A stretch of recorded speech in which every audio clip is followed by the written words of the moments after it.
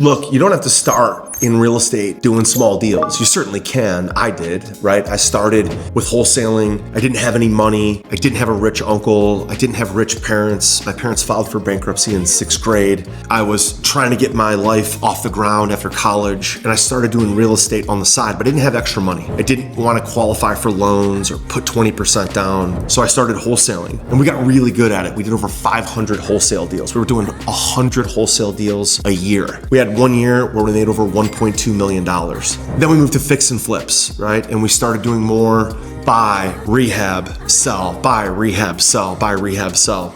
The only thing that was hard about that was the fact that every house was different. Sometimes the plumbing would need work. Sometimes it needed a new kitchen. Sometimes it needed a new bathroom. Sometimes everything needed to be remodeled. Then every property was different. So it was very hard to scale when every roof was different, every siding was different, every kitchen was different. Then we moved into really focusing on commercial real estate at scale, and we did it as a lender. We created a private equity fund. We raised about $30, $40, $50 million in a fund. We lent that out at scale. We had over 200 private lender loans out on the street at any one time. We were generating millions of dollars a year in passive income. But every time a loan would pay off, we would have to make a new loan. There were always people looking, and again, we were lending on individual properties. Every property was different. We had to underwrite every property. We had to do a new appraisal, a new inspection on every single property. Then when COVID hit, we decided to focus on one thing, and that was buying apartments at scale. We bought in Mobile, Alabama. We bought in Atlanta. We bought in Texas. We bought in Oklahoma. And we realized, again, it was tough to scale when every property was different and they were all in different markets. The best thing that ever happened to us was COVID. Because when COVID hit, we were forced to bring everything close to home.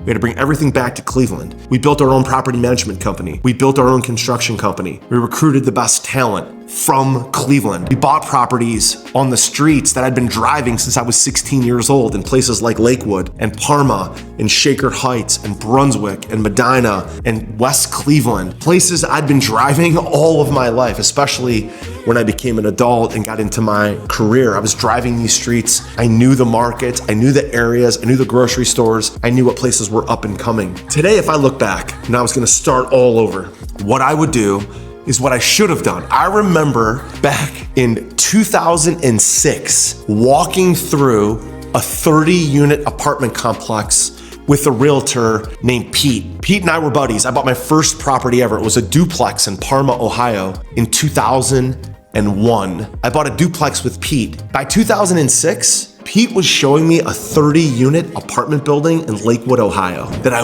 wish now I would have bought. And I wish now I would have just started with apartments. So if I was you starting over, here's what I would do. I would go buy a 25 to 50 unit apartment complex, maybe 28 units, maybe 36 units, maybe 42 units, somewhere between 25 and 50 units. I would find that apartment complex where it was maybe the owner is a mom and pop seller. They want to sell it because they want to get maybe their retirement out of it. They want to get their equity out of it.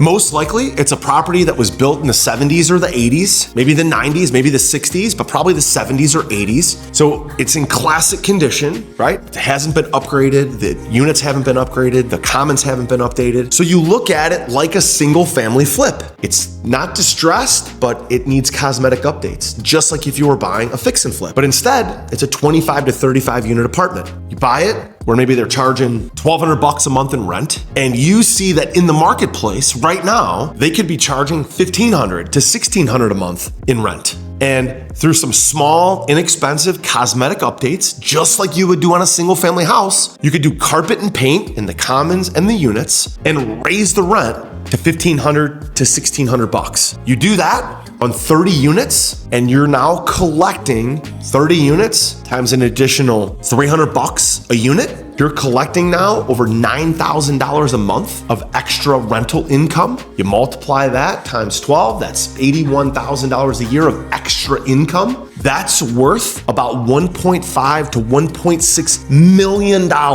of equity and profit. If I could start over after all the deals that I've done, over 5,000 units of apartments that we've bought, we've sold about 2,000 of those units. Today we're sitting on over 2,000 units in Cleveland. If I could start over, I would go back and I would have bought that 30 unit complex with Pete back in 2006. I would have raised the rent $300 to $400. I would do some small cosmetic improvements, and I would have been sitting on $1.5 million to $1.6 million of profit and equity 20 years ago.